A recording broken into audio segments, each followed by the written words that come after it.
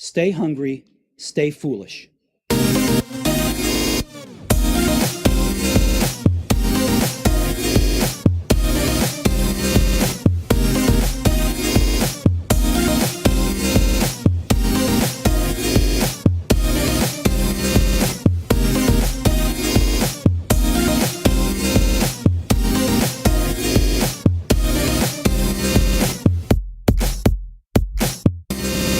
So now on the Innovation Show, we welcome Kieran Harte, General Manager of Uber Ireland. Welcome to the show, Kieran. Thank you for having me, Aidan. Good to have you, man. And it'd be really interesting, before we go into Uber world, to get your background, because you've had a really varied background that has a common denominator the whole way through, which we'll touch on in a few minutes. Yeah, you're probably right. I've always been involved in digital businesses and kind of the media side of things as well. So back in Australia, I worked with the equivalent of the Golden Pages there, looking at sort of turning those print businesses online.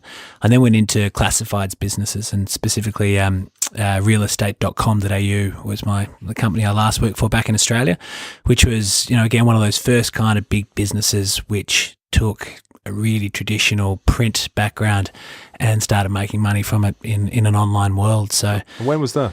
That was, God, now I'm showing my age, aren't I? So it must have always been around 10 years ago that I was back in Australia with that. I came over to Ireland, 8 years ago with the Irish Times, who invited me over. I was the commercial operations director for their sort of digital strain of sites. Yeah, so right into the recession in Ireland. It was April 2008, so I really felt like I'd missed that party. So many of people who are working in digital started then, and I suppose that was the opportunity. It was like, there's a need here. It's time to start investing. It's the age-old problem where, wait until there's a burning platform, or the platform is actually burnt to do something about it. But you were brought in, and you mentioned the property part, so that was really interesting. So you came over into Irish Times, but you worked on publishing, and then what was the next step? So I came over just at the time Irish Times had purchased myhome.ie. They also had titles in Ireland.com, which we're trying to set up as a lifestyle site. And then there was some other sites, and also sort of like a media, electric media sales business as well that they had part ownership of. So there was a few digital properties there that they were bundling together to see how we could work those, and I guess a little bit outside of the standard scope for the Irish Times. Yeah, and what was your next step then after the Irish Times? I was at the Irish Times for around 4 years, and then I had always kind of known the Fallon brothers, who set up Daft.ie and Distilled Media. Eamon had actually spent time in Australia looking to set up Daft in Australia, and of course the realestate.com.au business would have been very familiar to him. So at that point I really got excited about the idea of getting back into a digital first business, I guess, and really get back into the digital game. So that was an easy job to accept, and they're a really interesting Indigenous company, the guys, starting from scratch on property was their first big play, and then obviously they rolled into boards and adverts.ie, and then the journal.ie, which is doing really well for them now too. Yeah, and they were such early movers. I mean, Brian was 16. He was 16. Yeah, like amazing. What do you call it, your gap year or your leaving cert? So yeah, like an incredible story, and they did really well. They did really well to set it up, but I guess in the background they kind of did really well to focus on it as a business and grow it rather than just selling it or flipping at the first opportunity they got. And they did it and also feeding all the other businesses then as well, adverts as well, which they flipped recently. Absolutely, yeah. So they did a great job in using the success and also kind of that network effect. Once they had a great audience on Daft, gave them a great platform to start advertising their other sites, and enticing users to use the others. So they did a really good job of trialing a few different things in a digital space, and it was great to see from an Indigenous company. Yeah, and you mentioned the network effect there, because that kind of leads us neatly to where you are now. So you're now general manager for Uber Ireland, and the importance of the network effect there, but also the mapping, the mapping world that's so important to Uber's present as well as its future. Can we talk about your role with Uber? Yeah, certainly. So I'm general manager for Uber Ireland and Northern Ireland. We've we're operational in Dublin and Belfast, meaning we have sort of cars on the roads in those cities.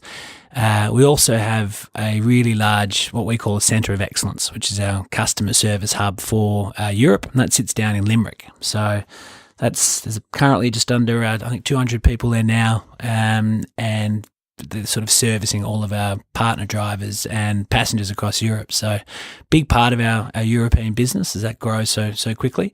And my role is really to try to expand our services on Irish roads. Yeah, and so what to put it in context, what kind of figures, what how many cars in Ireland and how many drivers that kind of way, or taxi drivers? Yeah, we've got thousands of taxi drivers lined up, and one of the benefits of a service like Uber is drivers switch it on, switch it off whenever they like. So there's no set shifts, there's nothing like that. So, the numbers will fluctuate depending on the season with Uber.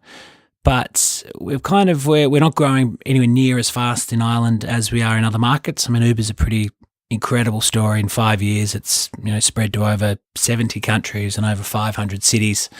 And the growth has been tremendous. In Ireland, we're not seeing that growth, which is unfortunate because there's some really exciting things that have come with Uber in all these other different cities. And it was when I saw Uber operating in my hometown of Melbourne that made me really think this is something I really want to do. Like just seeing them turn so many cars that were on the road into part of our transport ecosystem just meant there was, for the first time in Melbourne, reliable, a car at the push of a button within minutes and at really affordable prices. So, I saw that in Melbourne and I just thought, wow, Ireland is the perfect place for this. Yeah. Like it really, really is. So we obviously still think it is. We're still working pretty hard to bring those services in. At the moment, there's some regulatory challenges with doing that, but we certainly think we'll get through those and launch what will be a really exciting service in Ireland. So, like looking at some of the kind of the failures of Halo, essentially, I've looked at this before. Was Halo fail, for example, in the States because they didn't act local? Because Uber seems to think global but act local and adapt to each market, and that seems to be the real success of what you've done. And what are the challenges in Ireland? So what do you see as the kind of blockers or ones that you have to overcome? Mary, you mentioned regulatory stuff, but what else are you seeing? Yeah, I mean the big one is our service is UberX. So to give the users, the listeners, an idea, basically our ambition is to challenge private car ownership. So have a system where you can get a ride at the push of a button so affordably and so reliably that it challenges your need to own your own private car. Now, that's not going to happen until a lot of the cars that are already on the road become part of that ecosystem. So in Ireland, there's 1.9 million cars on the road. Only 21,000 of those are taxi. So that's a really small fraction. And, as much as we see in Dublin City at the moment and sort of the outskirts of Dublin City, it's not always that easy to get a taxi. When you think about places outside of Dublin, outside of the city centres, there's no way you could expect a reliable ride within minutes and at affordable prices. We're talking about being 30, 40, 50% cheaper than traditional taxis in a lot of the markets we operate in. So that becomes really exciting. Yeah. Like it becomes, technology has allowed us to overcome a lot of the challenges previously that would have stopped these things. It's now safer to ride with Uber because of all the technology that comes, within the app. So it's a really exciting prospect, like to be able to think about what Dublin and what Ireland could be like if, we had far more cars around to take us there. The exciting part about it for us is that, we're not asking the government to give us any money for infrastructure. We are talking about just getting more bums on the seats of the cars that are already out there on the road. So that has huge benefits for easing congestion in city centres. We can start taking cars off the road because people no longer need to own their own and they can share the cars that are going around. And we can start reducing, carbon emissions, which is going to be really important for all governments. Yeah, and for someone who owns a car, maximise the usage of that car because it spends most of its time parked. Absolutely, yeah. We do the math on it and believe that it's about 94% of the time. So parked out the front of your house, in a shopping centre, at work. it's the second most expensive asset normally you'll buy in your life, and yet, it just sits around doing nothing. It's amazing and deteriorates, and the price of it just goes down and down. As soon as you drive it off the lot, it knocks about a tenth of the value off or something. So, we certainly see the benefits then. And what's really exciting is the people that can start seeing these economic opportunities. So the people who do own their own cars, we're seeing great case studies of stay-at-home mums and dads who send their kids to school, and then they can supplement the family income by going out, driving it around and using it to drive their fellow citizen from A to B. A lot of students study during the day, come out at night when it suits them. Yeah. It's really great things. We're seeing a lot of people who are nearing retirement or are retired who don't really want to be at home, every day of the week. So they're seeing it as a great opportunity to go out. Because that was one of the things I was thinking about this is because people are living longer because of technology as well. People are living longer. This has given them some supplementary income to a pension, and also keeping them occupied, because there's that whole kind of boredom effect that comes obviously when you all of a sudden you stop working. Yeah. But I just wanted to tell you, one of the best experiences I had with Uber was I was over in Texas in Dallas, and I was in a restaurant and I was leaving the restaurant and we had an amazing waiter, and next thing I order an Uber. My waiter drives up in the Uber, and I was like, no, it's okay, I'm waiting for an Uber. And he goes, I am your Uber, just finished his shift. But the thing about it I hope you tipped him over the dinner. Yeah, I did, luckily. He could have turned me down. Not you again, McCullen. So, but the funny thing was the level of service, because this is what really struck me. And maybe, okay, I'll take on board that he was a waiter and he works in the service industry. But it was such a pleasant journey. I mean, he treated it so respectfully. He was a foreign national, and his car was immaculate. And I mean, that was one experience. I had another experience in Germany, again in other countries, and the cars were ultimately clean. And is that what the Limerick team does? The Limerick team are really good at answering challenges that come from both passengers and the partner drivers. And a lot of the time, it's about using the technology now we have in our pockets and just the real-time feedback loop. So at the end of every Uber journey, a passenger will rate their experience out of 5 stars, and the partner driver will themselves rate the experience or the passenger out of 5 stars. And it sounds a little bit trivial, but when you start thinking about that data in its full strength, it's incredible. It's a feedback loop. It's not just he said or she said. It's this ongoing feedback loop, which we're able to sort of envision back up to the partner drivers to say, hey, here's how people are finding you in relation to some of the other people using the platform. And, it might be cleanliness, it might be pickup, it might be navigation, all these sorts of things. We can actually help them say, okay, this is how I'm driving, this is how I'm in relation to some other people. And we find that a lot of people take that on board, and actually it helps them change their behaviour or helps them get a better sense of how they could provide a better service, which fundamentally we find that these people really want to do. It's their own car, it's their own time, and they really feel a personal belonging to their services they're offering. Yeah, and it reminds me of that quote about facts without data are just opinions. And if you're going to somebody and it's a touchy subject, you're kind of going, your car smells. If the data tells us 20 passengers says your car is smelly or your car needs work or it's dirty, then the driver has to take action, and it makes it objective, I suppose. It does, yeah. And look, a lot of them, a lot of the partner drivers that we do speak to are really grateful, because we do this in a really nice way. The things that bubble up on the app, and they can read all the comments that their passengers have left for them. The ones that are not so great, but the ones that are fantastic as well. And we find that a lot of drivers who have driven professionally before, who come over to work on the Uber platform, they get a real buzz out of getting that real-time feedback about, great crack, had a great conversation, great stories. And it certainly keeps them, gives them great satisfaction being able to read all of that as well during the day. Yeah, no, and just to fast forward a bit now, because you mentioned, we talked about the maps and that kind of background you had of maps. But it is really, and you talked about technology being at the core of the platform, but maps are at the absolute core of the platform. And when you think of the kind of Apple disaster a few years ago with their Maps product. And people kind of go, why did Apple go and push for this quickly? And you kind of go, because without Maps, context is not there.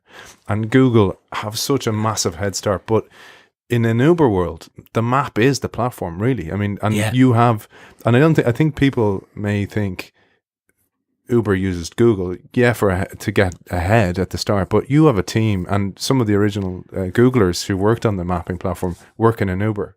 Yeah, absolutely. We're putting some huge resource into the mapping product, and exactly as you said, I mean, that is fundamental to what we operate. And it's not just kind of trying to replicate what Google Maps might have done.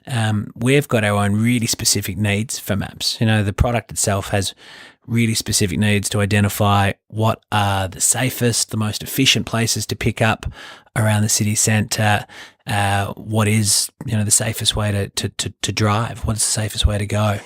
And what we're finding is that there's huge amounts that we can get out of mapping our own data. And it's not for us, even when we talk about the maps, for us, it's really about all of the data that we're capturing, like understanding how a city moves, where the demand is, where they're going, what times of the day, peaks and flows.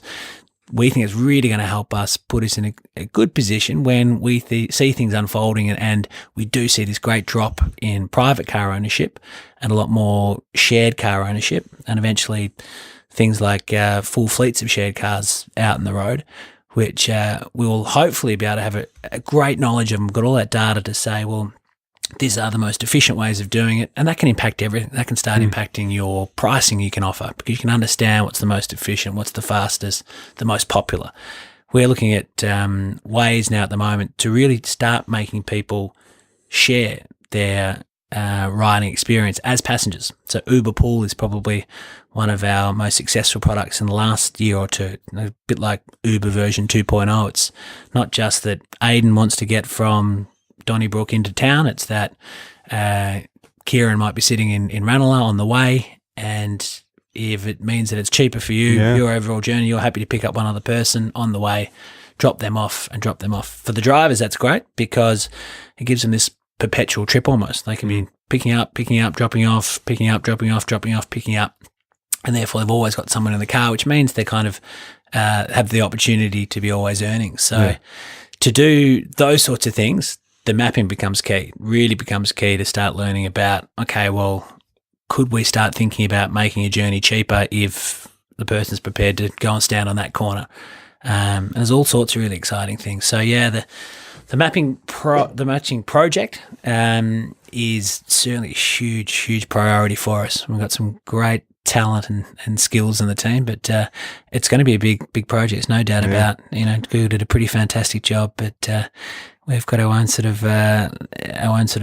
things to look for and niches to crack. But even the value of that from I mean, something you could sell. I mean, like, so you know, let's think about the disruption now. So not the obvious disruption, like obviously to the taxi industry or to transport industry, to you know, transport like buses and trains, etc.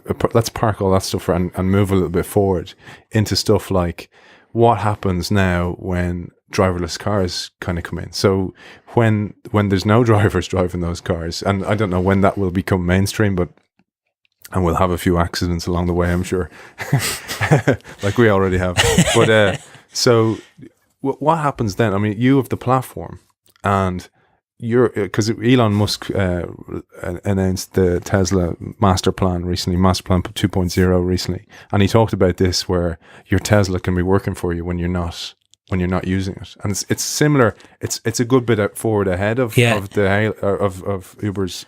strategy at the moment. But like, where does Uber fit in that world?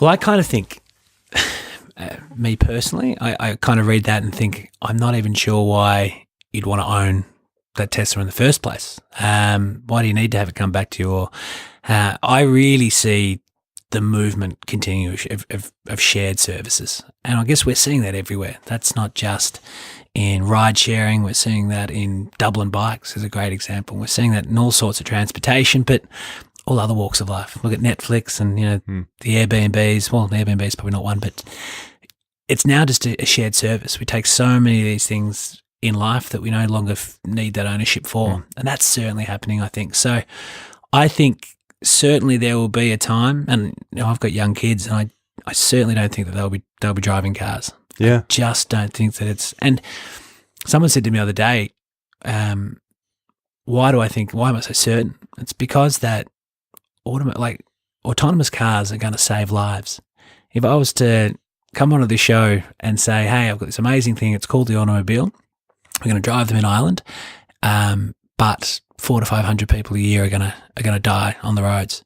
There's no way I'd be allowed to run that product. There's 1 million people that die on the roads a year. So autonomous cars are going to have a huge impact on saving lives. So what I think we'll see, I think it will come sooner than we expect, but I think that transition between the first ones arriving on our streets to no one driving cars anymore will be a bit longer than everyone's making out. Like that will take decades to filter through. But yeah, it's that analogy of the boiling frog that you put a. What's that? Have you heard this one? I only heard this one with Carl Flannery, CEO of Storm Technologies, on the show. And he told me about this. I never heard about this, but the boiling frog analogy is you can put a frog in water and gradually boil the water and it won't jump out because it doesn't notice because it gradually adapts, right? And so it's a bit of a myth, but. He used it as an analogy for the world. All these changes are gradually happening around us, and we don't notice until in 30 years' time, like you said, there'll be driverless cars in a sharing economy, and everybody will be going to go, oh yeah, was that not the way it always was? I don't really remember. All I remember was there was a horse, then an automobile, and then this happened.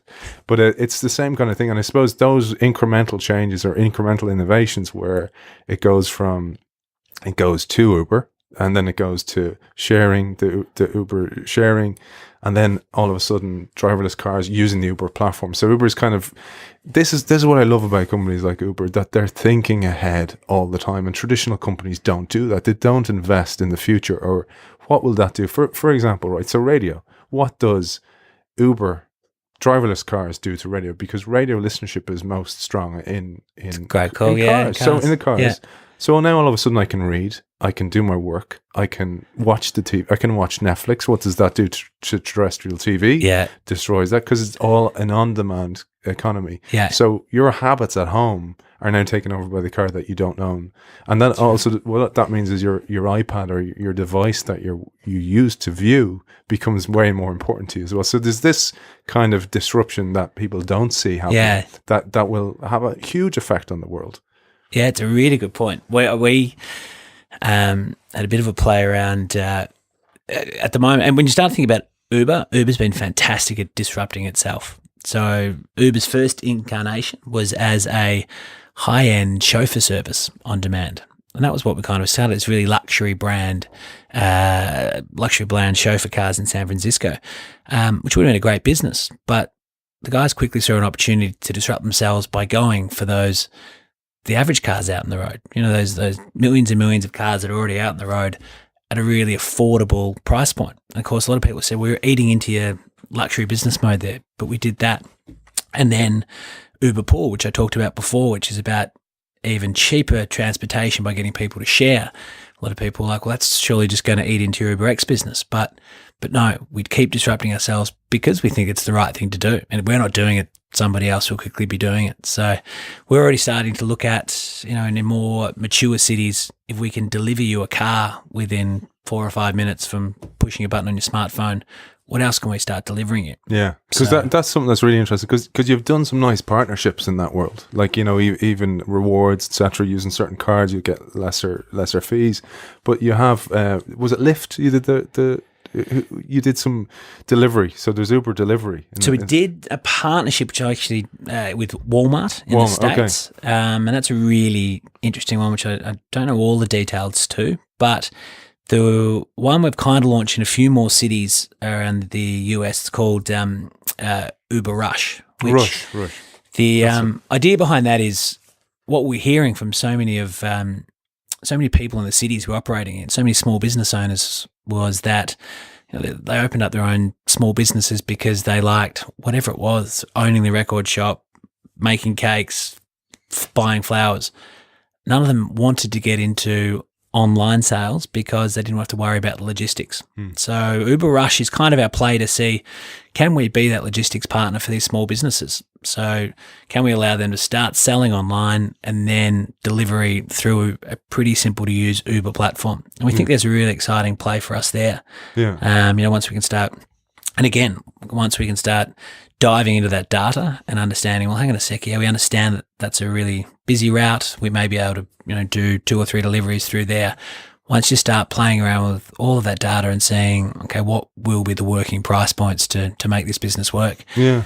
It becomes pretty fascinating. But what's really nice is, you talk, a lot of the talk in software development is all about, lean development and MVPs, minimum viable products. You're doing that with physical world, where you're actually little trials here, measuring them, what's working, what's not, what kind of price points, and you've several of those going on at the same time, and it's that mindset that's frustrating not to see in traditional companies, because they would see, so say you decide, okay, the Rush project was a disaster, we closed it. Yeah. You'll go, that was a great success that we didn't pour millions into it. Yeah, or, absolutely. or billions, and just throw the kitchen sink at it and go, that's our future. Instead, you're going, here's several futures, we're going to back them all, see which ones fail, and then measure, why did they fail? Is it too early? Was the logistics wrong? Was the price point wrong? And that mindset is fantastic to have. And how is that embedded in the company? Like, I know it comes from obviously leadership, but how do you make it go throughout the whole veins of the company? They do a great job of that. I must say, it's the thing I've since coming into the company, I've been really wowed by is just how they share those learnings. They've got a great culture, what they call playbooking. So pretty much any sort of experiment, anything that's done, whether it be good or bad, we playbook, and they make that really easy to find. Most of the way the reason that Uber's been able to scale at such pace is because each city team is pretty autonomous. You're given a small team, you're thrown into city, and it's make it work. Whatever needs to happen, you need to work it out. Now, you've got all these resources, you've got all this help behind you, but ultimately so that's act local. That's the local piece that comes in, and that's where it's been so successful. Yeah, it has. And one of our key sort of one of our key cultural values, as we call them, is celebrate your city. Like, it's really about what is it that makes your city tick? What is it that it's going to make Uber a success in your city? And you need to get down and really learn that. So a lot of our innovation has come from, we've got this, I guess they call it kind of marketing stunts almost. And guerrilla marketing. Kind of, yeah. Like one of the first ones we did in the States was Uber ice cream. One day of the year, we just said, right, we're all going to start delivering ice cream for free. And it's a way of just getting people to talk about the brand differently, people to download the app for free ice cream, who then go, okay, actually that's really smart technology. I might start ordering my cars through the same process. And each city is kind of given that challenge to say, well, what is it that your city would love to see? What can we do? What's going to make your city talk? And we've learned so much from those kind of things, which are realistically just kind of PR stunts and a bit of fun a lot of the time. But it really does help that innovation, because each city wants to make their such a success, and that culture of playbooking and making sure that all the learnings are there, captured, read through them, done. And it's not, I think there's a couple of things we've failed at multiple times, because we'll come back to the playbook and say, right, well, that city did that. I know how I'll improve it. I'll do it this way. Of course, sometimes it doesn't work, and someone will come back to it a few months later and say, this has got to work. It's such a great idea. And we're like, okay, I'll read the playbooks and then and have a look. No, I think I can do it this way. And I've seen a couple of them now haven't worked again. But it really is that combined learning and just pushing people to innovate, which has really been enlightening for me. That's great. And I was just thinking, so we've talked about a lot of the kind of innovations and the disruptions, etc. But like, if you think about the opportunities, I'm just thinking now from an Irish perspective. So public houses, so pubs were hit hard when drink driving laws were increased, etc. This changes the game again. So you talk about getting mass scale of Uber across the country, self-driving cars, etc. Like, I'd be looking at buying pubs in rural areas, because it makes them more of a destination. And so if you put on, really interesting Irish music at a beautiful location that had no taxis and had no people that could drive there before, all of a sudden change the game for those. So there's, you win some, you lose some. So for example, autonomous cars, you have the third age of people living longer that Yeah. used to be able to make a bit of money from driving or taxi driving. They're kind of being disrupted now because the cars are autonomous. Then you have vehicle manufacturers. They're kind of going, people aren't buying cars anymore. And like, I suppose in that world, right, what happens to the vehicle manufacturer? Like, because they're going, wow, people already stopped buying cars because people are getting fed up of buying stuff and they're getting more into experiences. And that's where I'm going with the pub analogy. Yeah. Forgive me.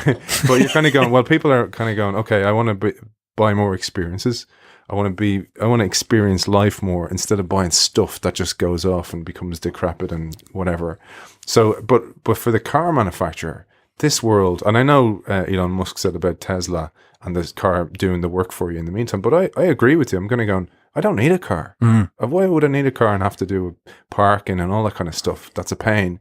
And I know you probably send the car to park by itself, etc. But where? Do you have to buy a car park in your space? I mean, think about the benefits this has to housing in inner city. Like my background in Daft has made me all the more aware of this, but our building regulations require apartments in the city to have car parks. It's like, if they're not required, we can build apartments in the city for a lot cheaper. We can start getting people, we can start changing the face of inner city living. And that sounds all very grandiose, but think about if there's no need for all the car parks in the inner city, and not just, the big multi-story car parks, but all the sides of the streets that we currently have to give over to car parks. yeah, When this becomes a reality, when people don't need to own their cars and park them up on sides of streets all day and all night long, there's this massive chunk of the city which we can start doing new things with. And whether that's expanding retail, bikeways, all these kinds of really exciting things. When I start speaking to a lot of town planners from around the world, that's what they really love about Uber. They really start seeing it opening up the city again for them and being able to do things. And I think you're right. I think there's going to be a nice mix and match between services that do, across city runs like Uber. It's a great company, BlaBlaCars, a French company that's really, really moved ahead with doing sort of the intercity cars. There's going to be lots of different players, lots of different niches which support us not needing to own cars because we're starting to use multimodal services. One of the things we're really seeing in London is that Uber usage is actually connecting people from their homes to public railways and public bus services. So it's about that last mile solution. It's not so much about I'm going to forego public transport and take get my car it's complimentary. from home. Absolutely. Yeah.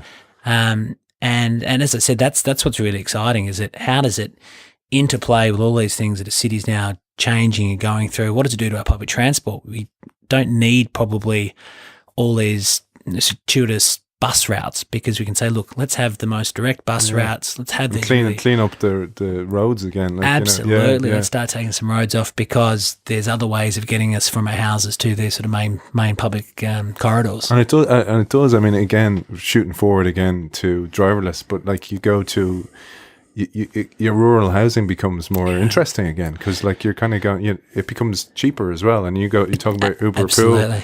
Pool, you have several people acting like a community, and maybe you don't like your neighbour. Can you remove people? We'll have to work on a feature for that, I think, won't we? Uber block. But the one thing it kind of it's been brilliant talking to you is it kind of brings to my mind is no matter what the future is, you got to back several versions of it because you don't know what's going to come, and the amount of disruption we talked about, from everyone involved is going to happen anyway. We don't know when, because that mass adoption piece is the hard one to guess at, but you got to make moves towards it to survive and I suppose future-proof. And look, it's a fascinating play at the moment about what the car manufacturers are doing with these new technology companies. When you look at who's really pushing towards a lot of that software, it's Google, it's Apple, it's Uber, digital companies that have never had a background in car manufacturing. But there needs to be a place where this all matches because none of us have backgrounds in,